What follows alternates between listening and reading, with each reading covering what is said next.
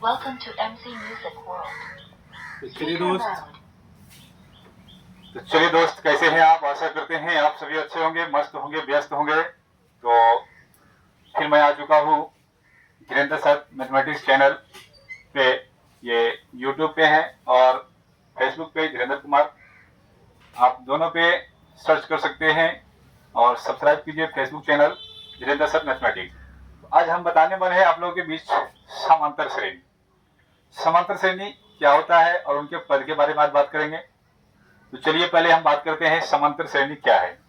तो समांतर श्रेणी जो होती है, तो समांतर का मतलब आप लोग सीधा सीधा बात समझ चुके होंगे कि समान अंतर।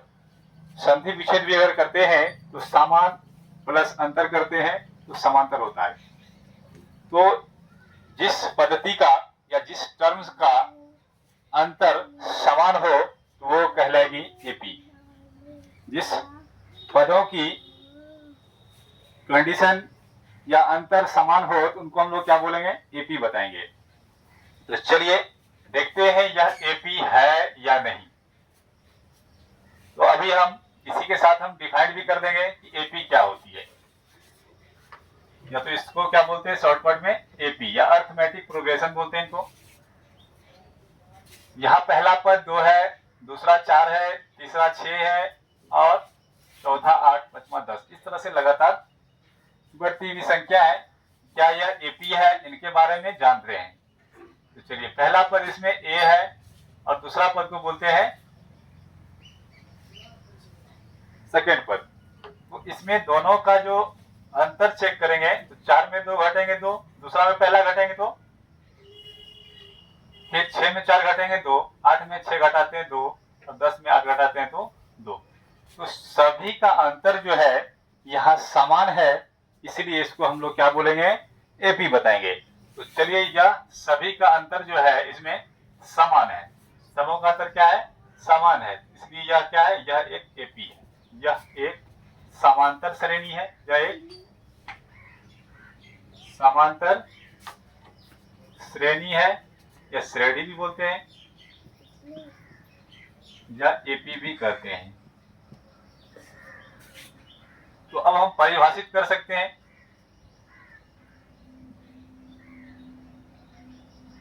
इनका परिभाषा होगा जिस संख्या के पदों का अंतर समान हो उसे एपी या समांतर श्रेणी कहते हैं। समांतर श्रेणी कहते हैं। तो चलिए दोस्त, अब आप जानते हैं कि समांतर श्रेणी तो समझ गए कि जिसका अंतर समान हो। अगर समान नहीं होगा तो एपी नहीं होगा। जैसा कि एग्जांपल हम दिखा रहे हैं, एपी है या नहीं। 1, 3, 5, 9, 11, 12। अब देखिए यह एपी है या नहीं। तो सबसे पहले ये दोनों का अंतर दूसरा टर्म से पहला टर्म घटाएंगे। 3 में से 1 घटाएंगे 2, 5 में से 3 घटाएंगे 2, 9 में से 5 घटाएंगे तो 4। सबसे पहले अंतर जो है दिक्कत है। फिर 11 में 2 और 12 में 11, 1। तो सबका अंतर देखिए यहाँ समान नहीं है, इसलिए यह एपी नहीं है। यह एपी नहीं है, यानी समांतर श्रेणी नहीं है।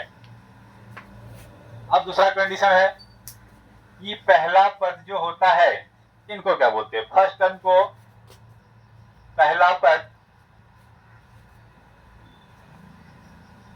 जो होता है उनको हम लोग शॉर्टकट में ए बोलते हैं। यानी इसमें अगर हम बात करें एपी में, यहाँ पहला पद 2 है, ए बराबर इसमें 2 हो जाएगा। और कॉमन डिफरेंस जो होता है सार्वअंतर, इसमें 2 का है। अगर इसमें बात करें कि डी क्या होता है सार्वअंतर,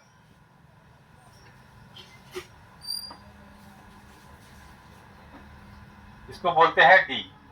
यानी सबका डिफरेंस कितना का चल रहा है। इसमें डिफरेंस टोटल है 2, तो इसका डी हो जाएगा 2। ये d बराबर हो जाएगा 2। और अंतिम पद जो होता है, अगर इसी में बोल देते कि 10वां पद क्या होगा, 10वां पद निकाले, तो इसमें जो है लास्ट वाला पद जो होता है वो होता है nवां पद। nवां पद क्या होता है n, इसमें हो जाता 10। अब देखिए यहाँ पे कंडीशन हो गया है कि 10वां और 10 पदों, हो सकता है कभी 10वां रहेगा, इसमें बोलेगा 10 पदों तक निकाले, 10 पदों तक। अगर पदों का बात चले तो n का वैल्यू लिखेंगे।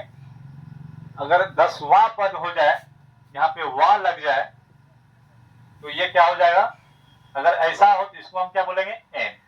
लेकिन जब यहाँ पे 10वां पद निकालना हो, इसको बोलेंगे tn या an। क्या बोलेंगे, tn या an। अगर मान लीजिए 10वां पद निकालना है तो ये हो जाएगा tn या तो an। लेकिन इसी में अगर ये बात करें कि 10 पदों को ज्ञात करें, 10 पदों, तो ये हो जाएगा nवां पद, मतलब n का वैल्यू निकालना होगा। इसमें क्या करना होगा, ये n मालूम है, इसमें n निकालना नहीं है, इसमें n मालूम है 10 पदों तक, मतलब 10 गो पद इसमें मालूम है। लेकिन अगर 10वां पद निकालना है तो n मालूम नहीं है, n निकालना होगा। तो मुझे आशा और विश्वास है कि आप लोगों को यह वीडियो बहुत अच्छा लगा होगा।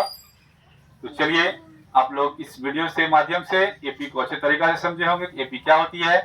और इसी तरह से आप लोगों को अगर समांतर श्रेणी का अगला प्रोसेस देखना है तो नेक्स्ट वीडियो में आप लोग को फिर से हम एपी के बारे में बताएंगे।